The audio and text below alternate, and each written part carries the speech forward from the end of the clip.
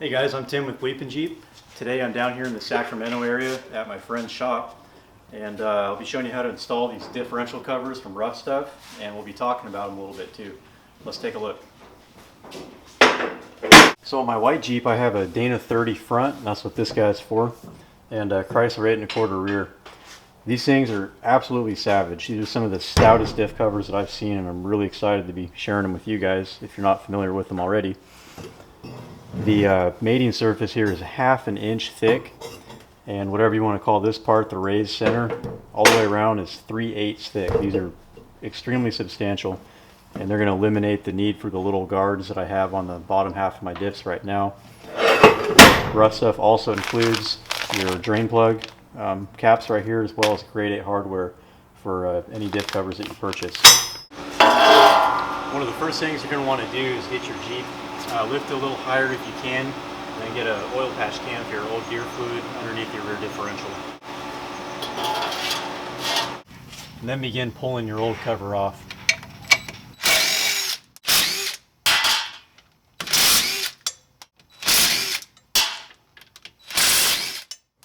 Keeping 2 bolts in the cover will keep it from flying off and dumping gear oil everywhere when you go to break the seal.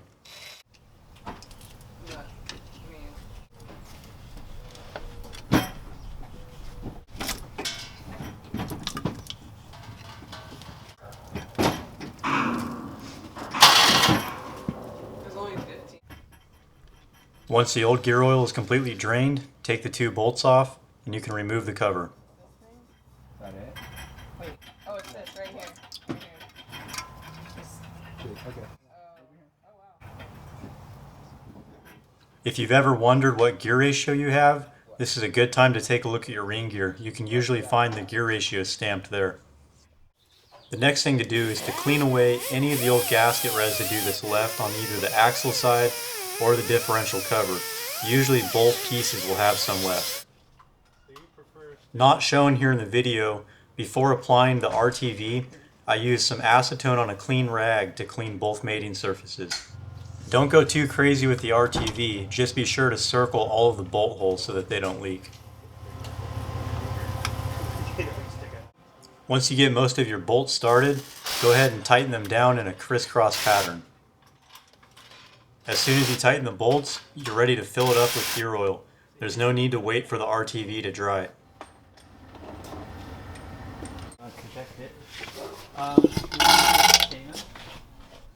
I wasn't able to find the right tool at my friend's shop to tighten this drain plug, so a little trick he showed me was to use a 9/16 nut and just put it halfway inside the plug and halfway in the wrench, and that worked fine for getting everything tight.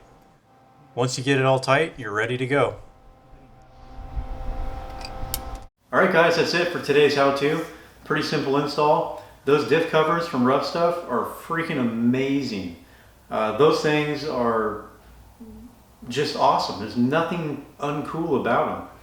I was really amazed by them, as simple as they are. They weld and they machine the mating surfaces flat all in-house. And the hole alignment, I was impressed with. You know, I expected it would fit, but man, I got 1 bolt in the top first, and every bolt was just like it was meant to be. The holes were perfectly aligned. I love it when stuff like that works. Anyway, I'm back here at my home in Oregon, and I ended up leaving my white Jeep down there in Sacramento at my friend's new shop, which is a pretty busy place. That's why there's a lot of voiceover in this video. Anyways, I'd like to share with you some directions I'm going with the white Jeep and the reason for leaving it down there. The guys at Ruffstuff in Loomis, California invited me down to their facility, and it just so happens that it's about 10 miles away from my friend's new shop. So that worked out really good, and we went over there together and checked it out. And I've known of Ruffstuff for a long time and used their products on previous rigs, and my buddy who has several vehicles and is starting a new shop uses Ruffstuff products all the time.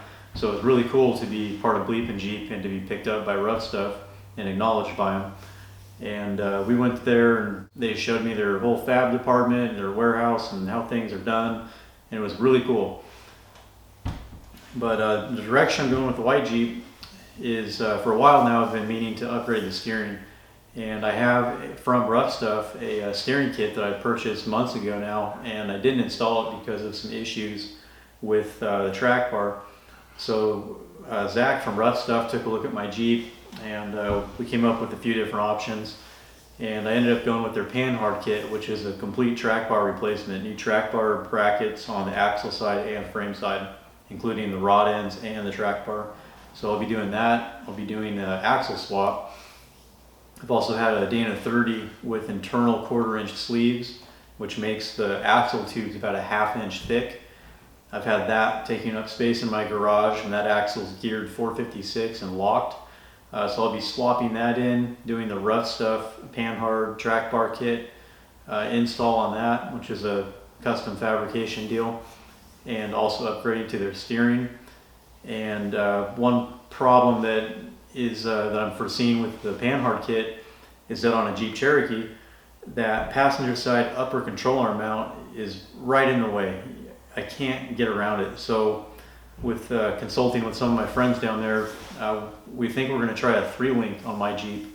So the driver's side arm is going to remain the same, and the passenger arm, we're going to remove the upper link completely, so there will only be a link to the bottom mount of the axle. And where that upper mount used to be on the axle, the Panhard kit is going to weld in right in its place, and it should actually get more articulation, and it should be a cleaner looking axle altogether. In addition to that whole front end being renovated and the axle swap, I'll be lowering the front of the Jeep about 1 inch or so, nothing significant. Possibly some new shocks are in the works, and also re-gearing and locking of the Chrysler 8 1/4 in the rear. And all of that is more than I'm set up to do and more than I'm able to do in my current renting position here at home. So that's why I left it down there, and I'll just be driving here from Southern Oregon down to Sacramento over the next couple months, working on it and doing as many how-to videos as I can. And you'll be seeing a lot more Ruffstuff products and upgrades here in the future, as well as some other guys. And that's about it. So that's kind of my update on the white Jeep, and that's it. And I want to say thank you again to Ruffstuff, and I look forward to doing more with you guys. And thank you guys, our BleepinJeep subscribers, for watching, and without you none of this would be possible. So thank you very much, and we'll see you in the next video. Check out ruffstuffspecialties.com. There's a link in the video description.